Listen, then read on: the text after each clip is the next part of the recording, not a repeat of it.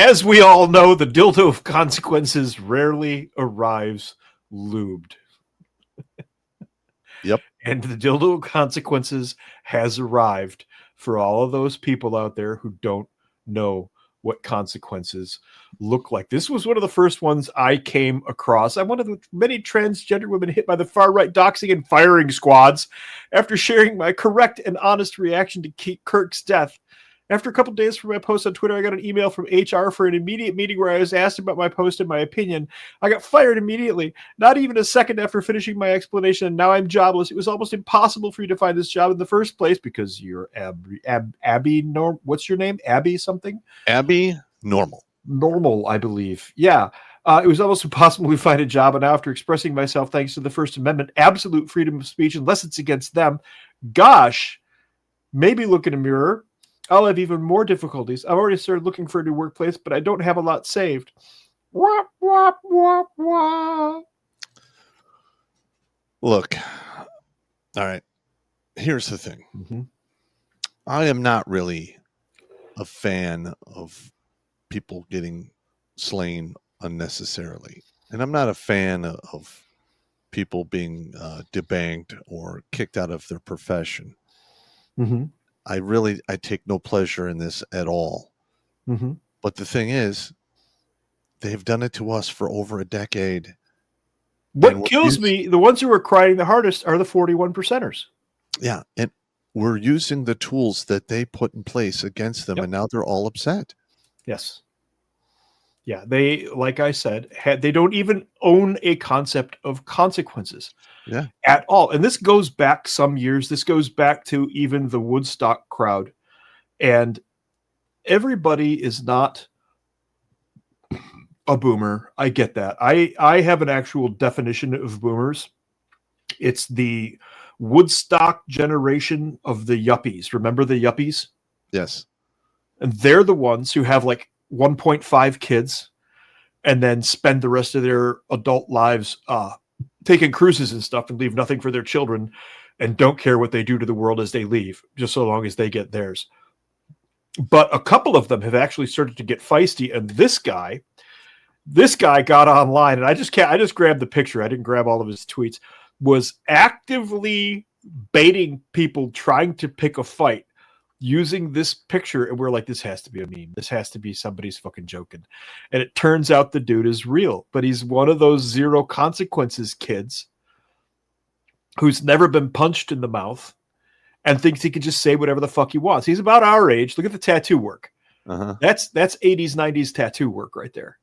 He's also left-handed. Yeah. And this guy's trying to pick fights. I'm like, dude, I could slap you out of existence after working a full day with a fucking chainsaw and walking my 2 75-pound dogs. I could slap your ass out of existence. You might want to sit down.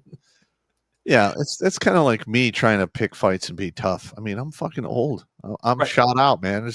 All I could do is run my mouth. You might have one left in you. I don't want to. I don't want to. I know you don't. I know you don't want that one, but I'm saying you might have one left in you. That'll be my last one, more than likely. Yeah. But then you've got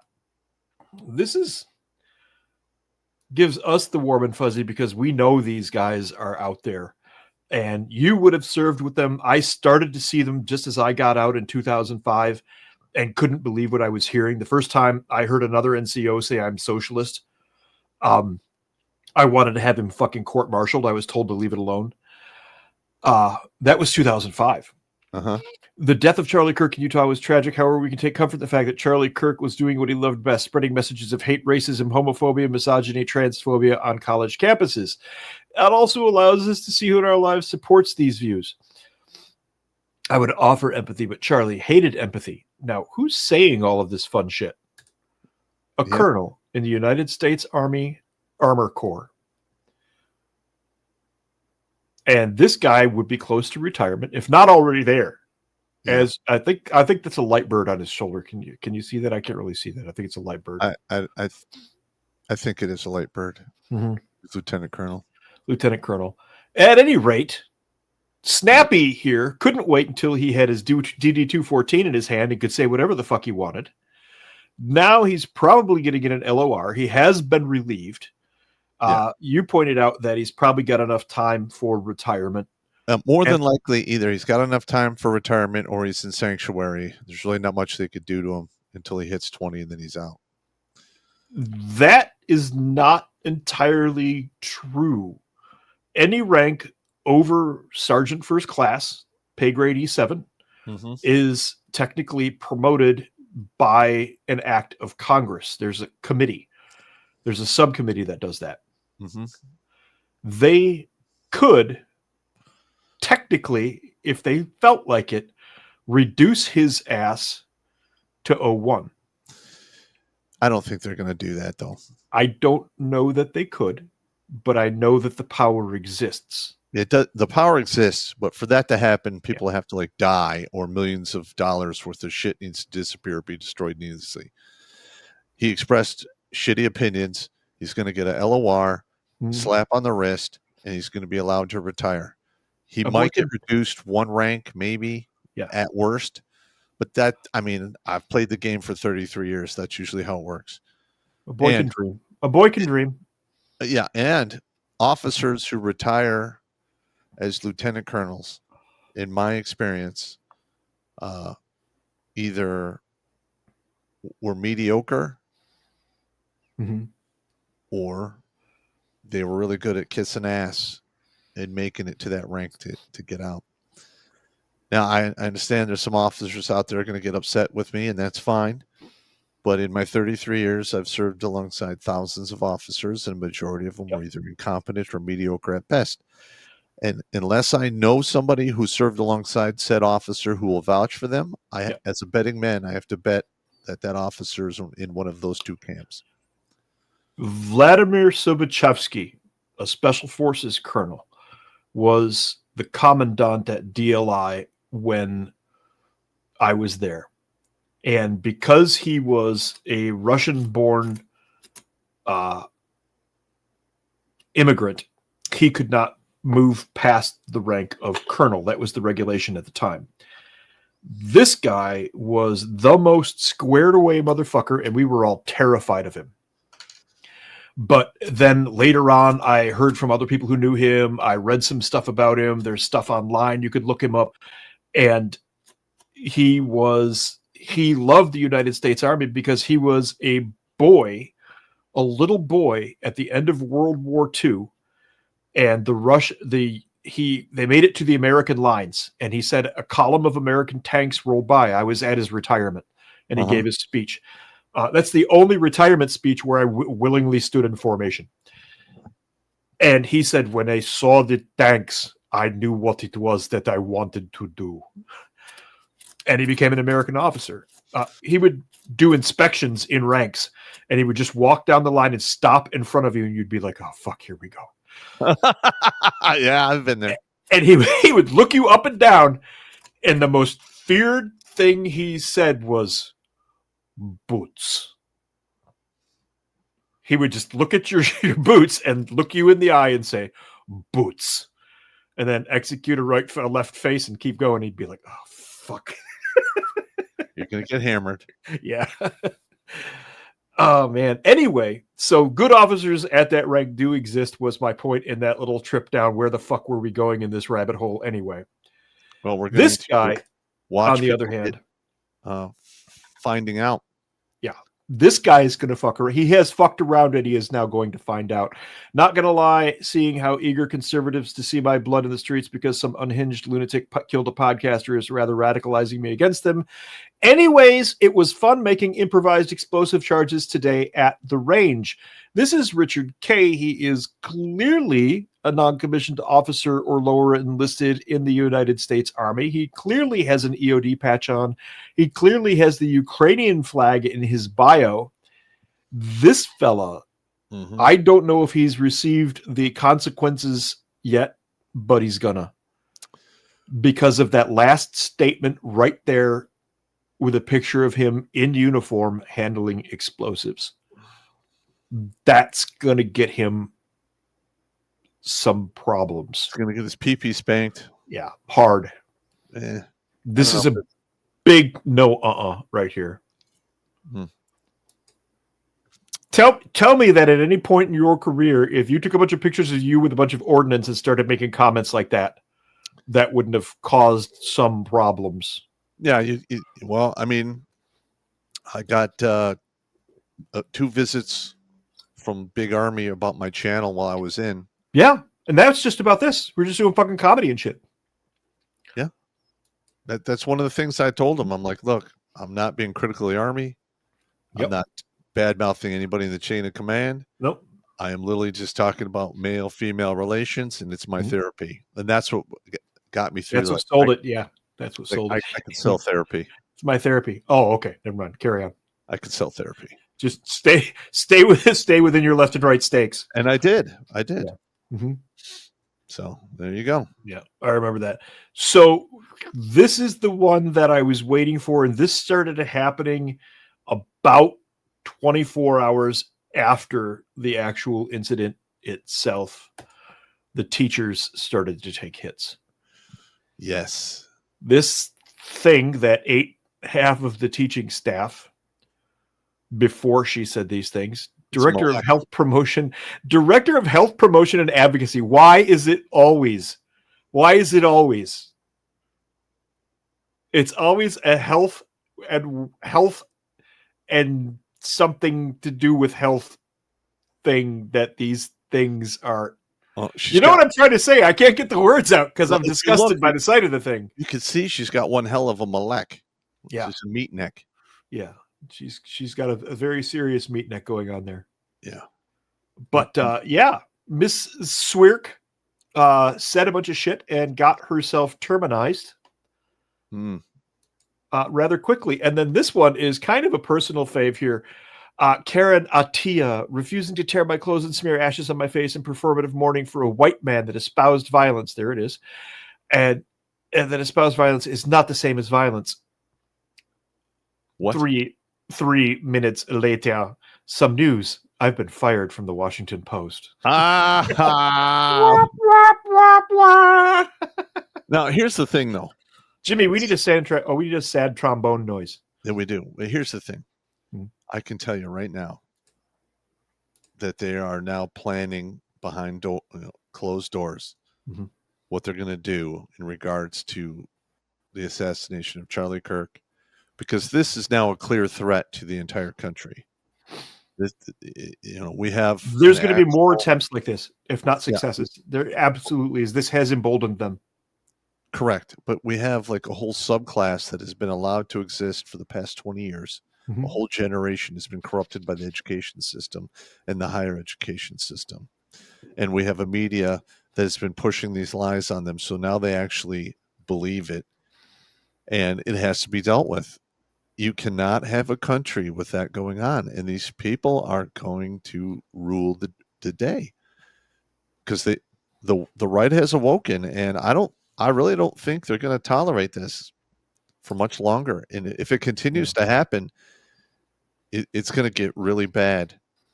The thing is, this isn't just one group that's mad now. This is no longer just the blue-haired tennis balls on Walker's white crowd that votes and goes to meetings from time to time.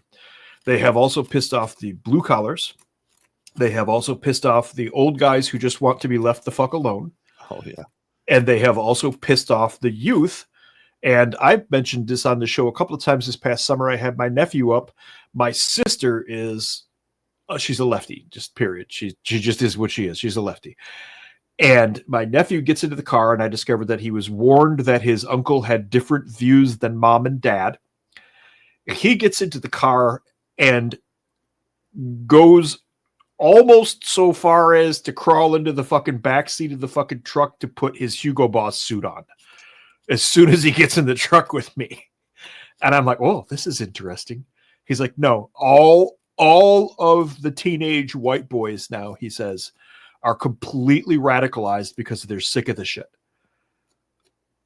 All of the like 16 to 18-year-old white boys are sick of being told that they have to take a boy dressed as a girl in the girls' locker room when their sister is in there. They're sick of having to be nice to those people just because they are those people, and so on and so forth. They're tired of hearing it. They're tired of hearing how they're the cause of all of the problems in the world. Yep. So a can of worms and Pandora's box have both been opened. And I don't know if there's a lid to put back on this. I don't think you can. Yeah. This is a story in 3 parts, actually, this last bit here. First of all, if there are any young available males out in our audience, you need to find where this female lives and wife her up, because she's clearly intelligent, has a head on her shoulders, and is not difficult or hard on the eyes. I recommend reconning the target heavily first, just because women are women, and that's the way that it works. But she reported her boss, the doctor, who did get suspended. I've been following this. Then she got fired in retaliation. But then the doctor got fired too. Then I think they considered reinstating her, but I think now she's already been on talk shows. So it's too late for this hospital.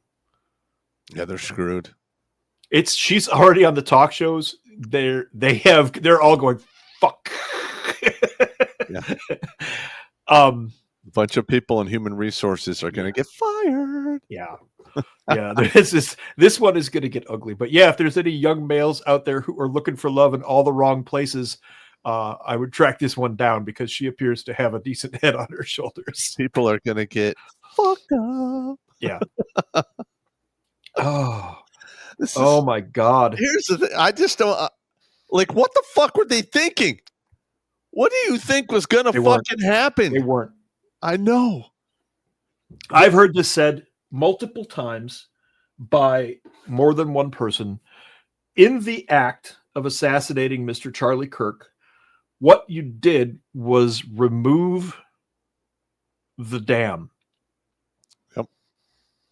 You shot the only guy who kept the youth, the conservative youth, at bay, because he really, really made people think that maybe we could talk our way through this. Yes. Whether or not you agreed with everything or anything he said, it doesn't matter. The guy had a calming air and could get people to sit down. Even if they were yelling at each other, they still sat down and talked. And you shot him, and you did it in front of his wife and kids. And the entire country. Mm-hmm. That was a bad. And here's the thing, though, call is a lot of people killed the conversation. Yep. A lot of people who are center left, who are like, "Oh yeah, fuck that guy," and then like, wait a minute, his wife was there, his kids were there. What is wrong with me to think that is okay? Yeah. Exactly. And then they're finding out that a lot of the talking points that the mainstream media has been using about him were completely fabricated. Yep. And are fucking lies. Yep. Totally taken out of context. Mm-hmm. Totally misinterpreted. They selectively edited the living shit out of all of it. Well, the one that really annoyed me is there's a video out there of a pastor condemning Mr. Kirk because he supposedly said it was okay to stone people who are gay. No, that was he read conversation in context. Yes, he read a portion of Leviticus. That's it. He read that part of the Bible to this one person. Mm-hmm. Yep. And somehow he is getting labeled. It's not somehow. They do this all the time. It's standard. It is standard stock Bolshevik tactic to take a person's conversation, clip just a piece out of it, and then beat that to death as though that's the only thing he ever said. Yep. I'm sure at some point, if If I ever make it, standard propaganda technique. if we ever make it into the big mainstream, they'll do the same to us. Watch Grunt Speak live every Tuesday and Thursday at 8 p.m. Eastern. And if you want to join Pop for Supporter Sundays, go to redonkulous.com/donate and make a monthly pledge. A link is in the Meat Caser box.